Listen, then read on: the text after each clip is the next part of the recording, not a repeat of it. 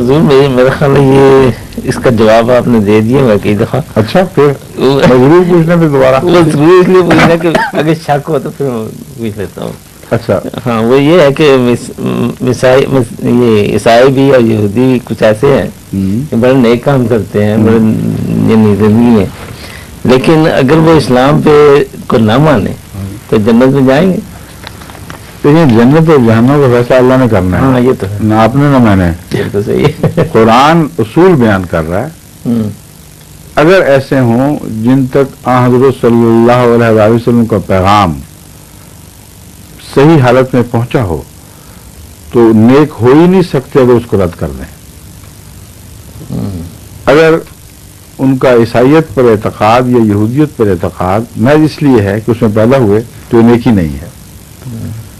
اگر اس اعتقاد کی حقیقت یہ ہے کہ وہ اللہ پر ایمان رکھتے ہیں اور اللہ پر ایمان کے نتیجے میں ان نبیوں سے ان کا تعلق ہے جو خدا کا پیغام لے کر آئے, تو ایسا وجود حقیقت میں نیک ہے.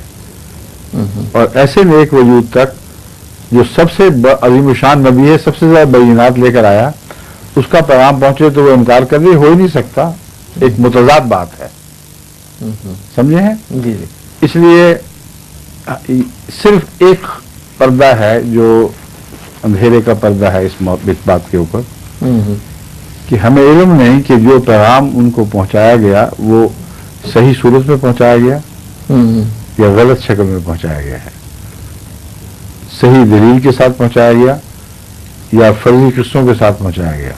جی. جب غلط پیغام غلط انداز میں پیش کیا جائے تو اصل پیغام کا کوئی قصور نہیں ہے, نہ غلط پیغام کے انکار کرنے والے کا قصور ہے.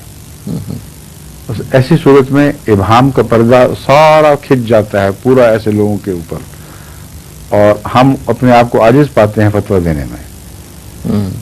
اللہ بہتر جانتا ہے کہ کس حد تک ان کو پیغام صحیح ملا تھا, کس حد تک اس کا انکار ان کے ٹیڑھے پن, ان کی کجی کے نتیجے میں ہوا, اور کس حد تک پیغام غلط ملا اور کس حد تک اس کا انکار ان کی فطرت کے صحیح ہونے کے نتیجے میں تھا. غلط چیز کو صحیح فطرت قبول ہی نہیں کر سکتا. جی. تو اللہ فیصلہ کرے گا, اور ایسے لوگوں کو جو سچے ہوں, جو مزاج کے ٹیڑھے پن کی وجہ سے یا اپنی بد کرداری کی وجہ سے ہدایت کا انکار نہ کریں, ان کو اللہ تعالیٰ نے ضمانت دی ہے قرآن کریم میں کہ ان کو کوئی فکر کی بات نہیں ہے. شکریہ.